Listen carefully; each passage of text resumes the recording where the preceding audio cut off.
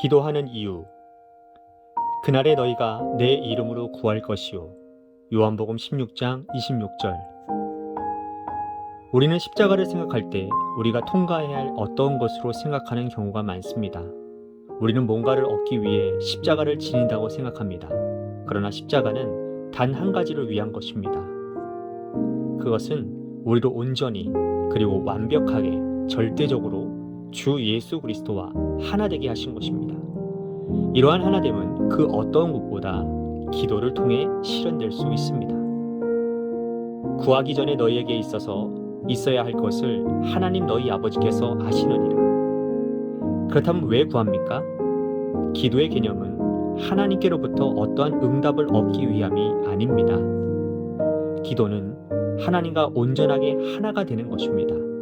만일 우리가 응답을 원하여 기도한다면 우리는 하나님과의 관계에서 허탈감을 느낄 수 있습니다. 응답은 언제나 옵니다. 그러나 항상 우리가 원하는 대로 오는 것이 아닙니다.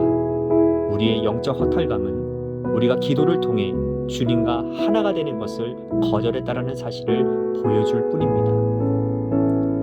우리는 하나님이 우리의 기도에 응답하신다라는 사실을 증명하기 위해 존재하는 것이 아니라 하나님의 은혜에 살아있는 증거품으로 이 땅에 존재합니다. 그날에 내가 너희를 위하여 아버지께 구하겠다 하는 말이 아니니 아버지께서 친히 너희를 사랑하심이라. 당신은 주 예수 그리스도의 기도로 인해 당신이 기도할 수 있다라는 사실을 깨달은 만큼 하나님과 친밀합니까? 주님의 대속의 삶이 당신의 생동력 있는 삶이 되고 있습니까? 그날의 당신은 예수님과 너무나 일치가 되어 주님과 당신 사이에 구별이 없을 것입니다. 기도가 응답되지 않는 것 같을 때 다른 사람에게 구실을 찾아 비난하려는 자세를 주의하십시오. 이것이 언제나 사단의 올무입니다. 응답되지 않는 기도를 통해 언제나 다른 사람이 아닌 바로 당신에게 깊은 교훈을 주시려는 하나님의 뜻이 있음을 발견하게 될 것입니다. 주님은 나의 최고봉 새벽 묵상, 오늘은 9월 19일 기도하는 이유라는 제목으로 말씀을 나누도록 하겠습니다. 우리는요, 하나님의 형상을 지음받은 사람들입니다. 하나님께서 우리를 하나님의 형상으로 지으심은 주님과의 교제함으로 사랑의 관계를 맺기 위함이었습니다. 그리고 에덴 동산에서 아담은 또 그렇게 살았지요. 그러나 아담의 범죄 이후 타락한 그 인류와 하나님의 관계는 깨어졌고요. 하나님의 형상이 파괴되었습니다. 하나님은 그 관계를 회복시키고자 당신의 아들을 이 땅에 보내주셨습니다. 그리고 주님이 십자가 지심으로 우리로 하여금 하나님께 나아갈 수 있는 길을 열어주셨고 하나님께 나아가는 자는 날마다 주님 닮아가는 복된 삶을 살게 하셨습니다. 챔버스는요, 주님의 십자가는 단 한 가지를 위한 것인데 그것은 우리를 온전히 그리고 완벽하게 절대적으로 주 예수 그리스도와 하나 되게 하기 위함이라고 말을 하고 있습니다.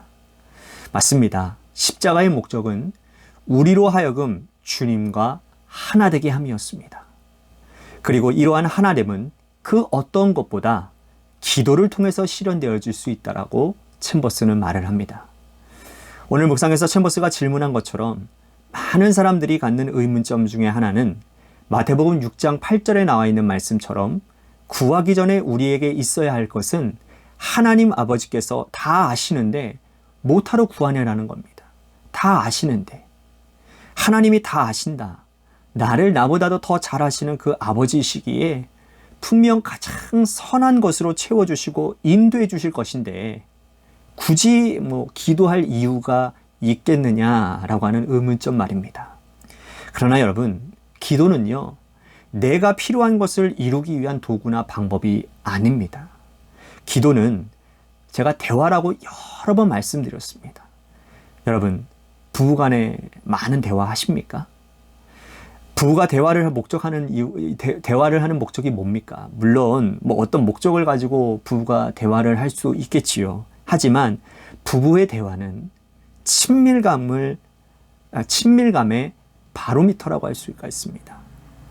부부가 많은 대화를 통해서 서로에 대해서 더 많이 알아가고 대화를 통해서 더 친밀해지며 더 하나가 되는 것이죠. 그래서 대화를 하지 않는 부부는요, 함께 살지만 따로 사는 것만도 못한 그러한 삶을 살 수도 있습니다. 부부간의 대화가 이처럼 이렇게 중요한 이유이기 때문인 것입니다. 하나님과 우리와의 관계도 마찬가지 아닐까요? 기도는 대화라고 제가 말씀드렸어요. 하나님과 대화하는 기도를 통해 우리는 하나님의 뜻을 깨닫게 되고 깨달은 하나님의 뜻이 내 것이 되는 역사가 일어나게 됩니다. 그리고 내 삶의 형편, 영적인 상태, 마음가짐 이런 것들을 하나님께 아뢰게 되는 것이죠. 그래서 하나님과의 대화를 통해서 점점 내가 주님께 가까이 가게 되고 주님과 친밀해지게 되고 결국은 주님을 닮아가게 되는 것입니다. 그런데요, 기도를 내 목적으로 이루는 수단으로만 생각한다면요, 기도 후에도요, 몸과 마음에 허전함을 느끼게 됩니다. 왜냐하면 내 목적을 가지고 기도한다고 해서 내가 생각한 대로, 다시 말한다면 내가 바라는 대로 이루어지지 않기 때문이라는 겁니다. 제머스는요, 이걸 이렇게 말을 했어요. 기도는 하나님과 온전하게 하나가 되는 것인데 만일 우리가 응답을 원하여 기도한다면 우리는 하나님과의 관계에서 허탈감을 느낄 수 있다는 겁니다. 응답은 언제나 오는데 항상 우리가 원하는 대로 오는 것이 아니라는 것이죠. 그러면서 이런 중요한 말을 합니다. 우리의 영적인 허탈감은 우리의 기도를 통해 주님과 하나 되는 것을 거절한다라고 말입니다. 그러니까 기도의 목적이 하나님과 하나됨이 아니라 내 목적을 이루기 위한 것이라면 그것은 주님과 하나 되는 것을 거절한다라고까지 말을 하는 거예요. 그렇지요. 나를 위해 사는 사람이 어떻게 하나님과 하나가 될 수 있겠습니까?